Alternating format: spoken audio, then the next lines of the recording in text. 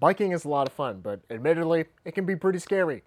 Here's 10 beginner bike commuter mistakes to avoid to not die. Just like this message from our sponsor, Wabi Cycles. Wabi is hands down just the funnest bike that I've ever thrown a leg over, and they're a pretty dang good value for your money. Stick around till the end of the video and be sure to check out Wabi Cycles linked in the description to learn more about them. You don't have to be your own bike mechanic, but if you could at least check the key things, like checking your bolts for your wheels and your racks, or checking if your brakes work correctly, or checking if your lockering is fastened down correctly if you are a fixed gear rider. If you know how to do these things, it'll be much more likely that your bike will be in working order, because if anything gets out of adjustment, you'll know, and you'll know how to fix it.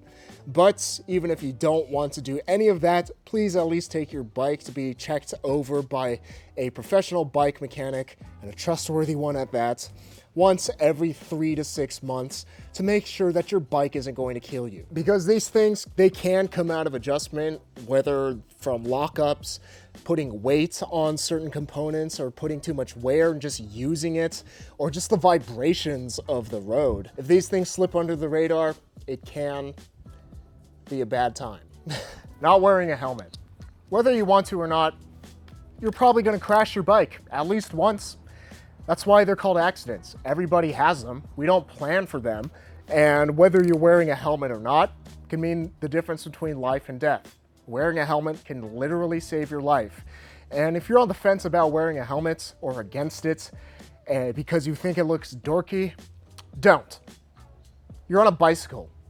You already look dorky, always riding near the shoulder of the road, or even worse, on the sidewalk. The shoulder of the road, and even the sidewalk, more so, can be very dangerous for cyclists, because if there's cars parked on the side of the road and somebody swings open the door without looking, which is how everybody opens their doors for the car, their door will hit you, you'll go over your handlebars, at best you'll break your collarbone, at worst a car behind you will run you over.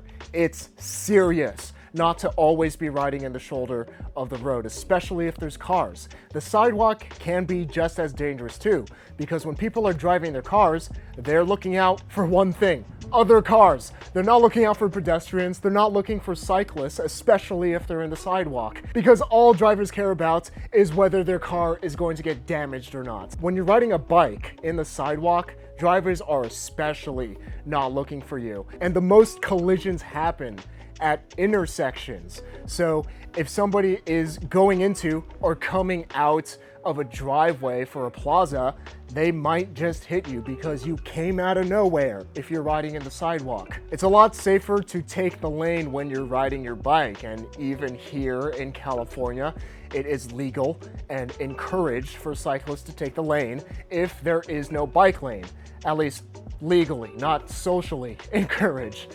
But the way I see it, if I'm taking the lane and a driver is pissed off behind me and honking at me because I'm in their way, that means they see me. And if they see me, they're probably not going to hit me. You have to have thick skin as a cyclist. You can't be bending over backwards to accommodate drivers, because if you do, they're not going to see you and they'll kill you. Not checking blind spots when merging. Turns out being a good driver also translates to being a good cyclist and allowing you to not die when you're riding your bike. Being distracted while riding your bike.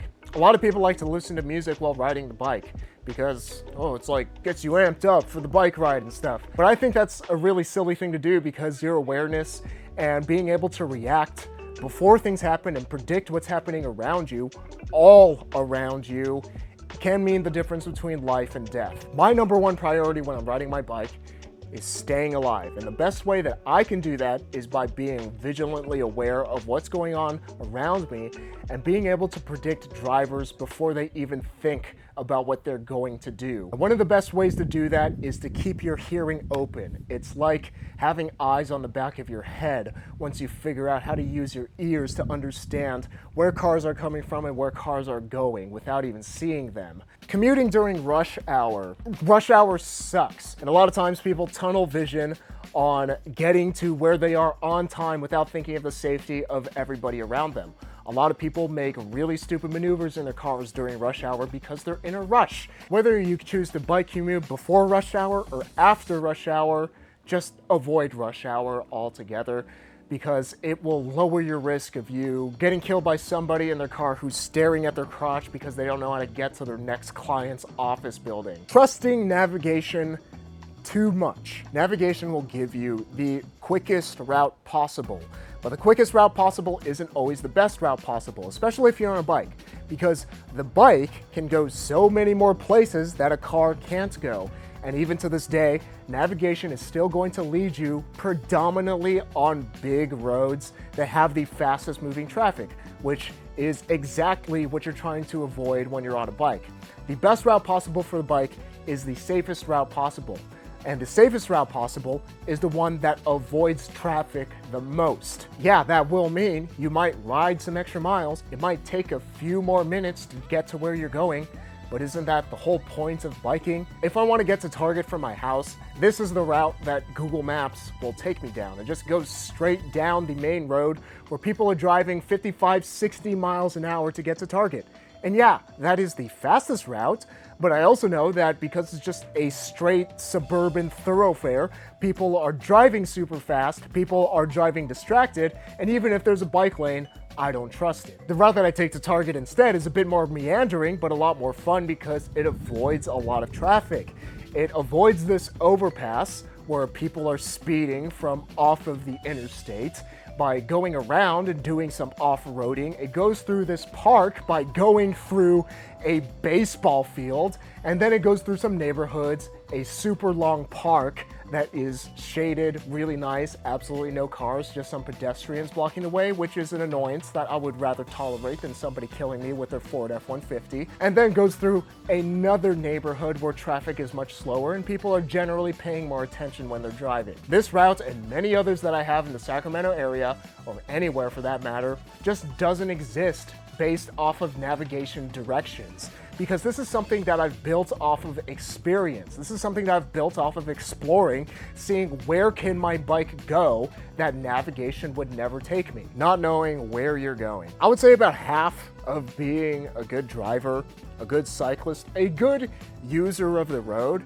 is just knowing where you're going and where you should be at all times. Because if you don't know where you're going, you might go to some sketchier parts where you'd rather not be biking. I live in Sacramento, and generally it's best to avoid riding through South Sacramento if possible because there's a lot of crime there. I know a few people who got their bikes stolen there.